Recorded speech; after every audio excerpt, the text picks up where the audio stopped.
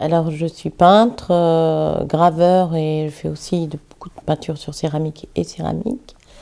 J'ai commencé il y a à peu près 27-28 ans en travaillant dès le départ sur le corps de la femme qui a été depuis le départ le thème qui m'a mue vers l'art et qui l'est encore aujourd'hui, même si à l'occasion de l'entretien, je vous dirais que tous les autres sujets que j'ai pu aborder et les techniques, puisqu'au départ je faisais que de la peinture acrylique et encre, puisque j'ai traduit le corps de la femme volontairement par ces matériaux très liquides et très fluides.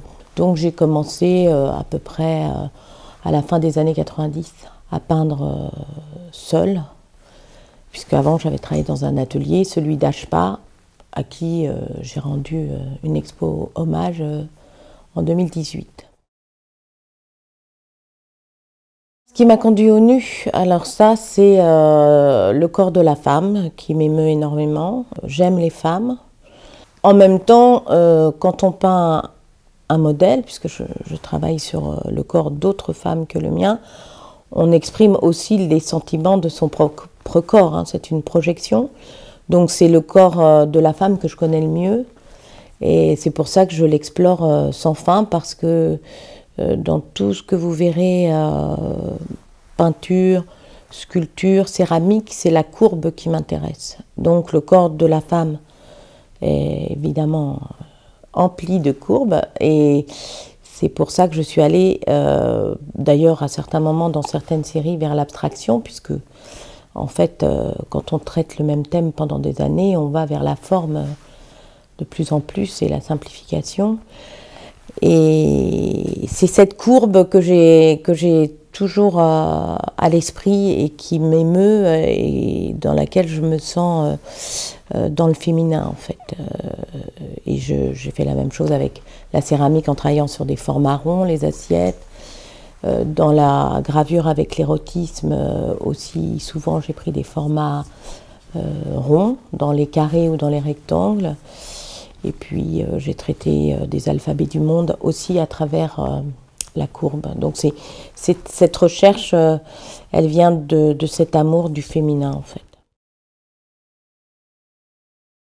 Amour du féminin qui est aussi rejoint aujourd'hui des luttes sur le corps, enfin le respect du corps de la femme. Moi je ne suis pas de la génération MeToo du tout, mais j'aime pas trop ce mouvement d'ailleurs, je trouve trop excessif, mais j'ai toujours, à travers la représentation des femmes, voulu montrer la beauté de ce corps et le respect qui doit inspirer, et non pas la haine ou la peur, ce qui est quand même le cas dans beaucoup de pays, hein, parce que la France c'est quand même beaucoup plus tranquille que de nombreux pays, même si MeToo peut exister, on est quand même dans un monde où les femmes sont 1000 fois plus respectées que dans de nombreux pays d'Orient, d'Extrême-Orient. Donc moi, plus je vieillis, plus je montre le corps de la femme un peu comme une déesse. Ça a commencé avec les femmes du monde. C'est des femmes totems, des femmes déesses. Là, j'ai envie de travailler les femmes, presque les Vénus de la préhistoire, avec des corps très puissants. Voilà, donc c'est à travers ce corps, je montre aussi la puissance féminine qui est beaucoup plus cachée que la puissance masculine. Ah, les deux. C'est le corps des femmes que je montre est libre, il est très sexuel, enfin très érotique, donc il montre la femme dans à la fois sa liberté sexuelle, sa liberté de désir, enfin c'est ce que j'essaie de traduire.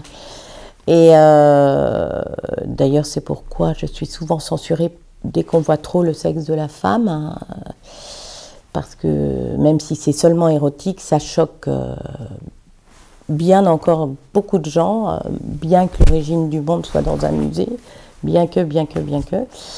Voilà, et donc il y a la liberté aussi dans ma pratique, puisque je renouvelle sur un même thème les techniques, les papiers, les matériaux, voilà, je reste pas...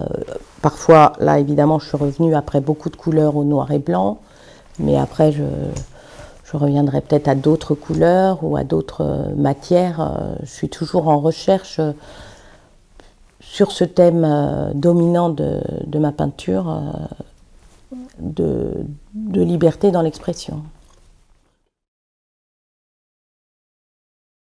Alors, Les Rires des Roses, c'est un contrepoint aux Larmes des Roses de Les Larmes des Roses de Georges Bataille, puisque souvent dans l'art occidental, les roses c'est traité de façon assez mortifère. Et moi, j'ai voulu le montrer dans la joie de l'Éros, dans la jubilation de l'Éros et dans le plaisir du corps de la femme, de la sensualité, de l'érotisme. Donc, j'avais trouvé ce contrepoint intéressant pour montrer que Eros n'était pas toujours dans la douleur, mais aussi dans la joie. Donc il y a plusieurs œuvres de cette période, des Rires des Roses, c'est une série que j'avais fait de nus avec Florence, ma modèle égérie, avec qui j'ai travaillé jusqu'à l'aube des années 2010, après elle a disparu. Il y a des œuvres de la série Traces de femmes, qui sont là beaucoup plus récentes, que j'ai réalisé avec une femme modèle et écrivain, Laurence Dugas-Fermont, et qui a donné lieu à un livre Nu face au monde. Et les encres Terre de Sienne brûlée, qui sont aussi de la même série Nu face au monde, donc qui sont très récentes, 2018, et qui explorent toujours le corps de la femme, mais avec des papiers différents, des matières différentes. Traces de femmes étant la série sur laquelle j'ai travaillé vraiment de façon importante jusqu'en 2019, début 2019, où j'ai utilisé des papiers d'Asie très beaux, du Tibet, du Népal, de l'Extrême-Orient, certains papiers chinois, en utilisant la matière du papier pour faire apparaître le corps en traces, c'est-à-dire j'ai fait des encres de Chine d'un côté et j'ai retourné le papier en montrant la trace de ce corps à travers ces papiers matière en fait. La technique c'est toujours sur papier déjà, première chose, parce que je trouve le papier plus sensuel et extrêmement plus varié.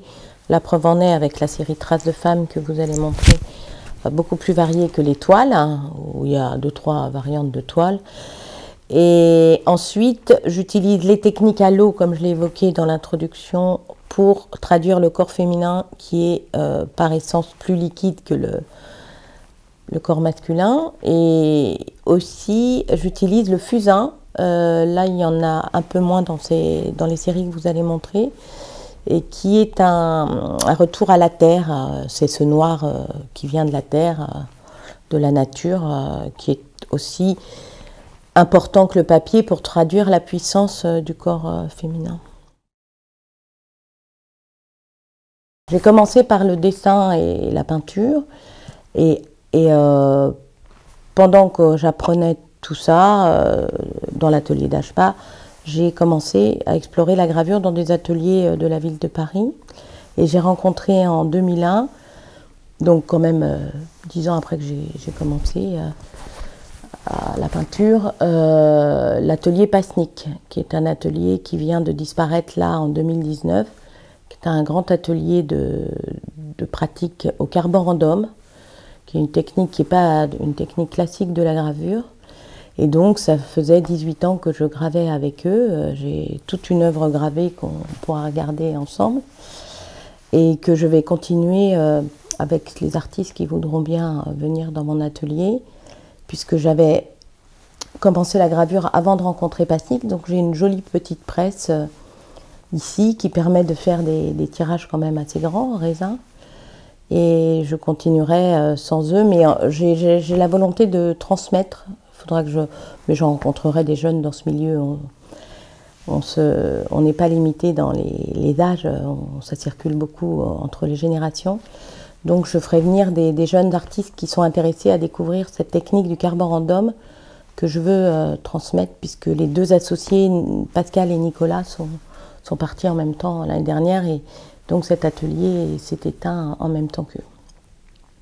Après, encore un peu après, enfin, mais dans les mêmes années tournant 2000, j'ai commencé la céramique. Peinture sur céramique, et là, depuis un an, je travaille la terre pour faire des formes plus plus original que les assiettes ou les plats sur lesquels je fais simplement de la peinture. Là, je commence à faire mes formes moi-même et je vais explorer ça de façon plus artisan.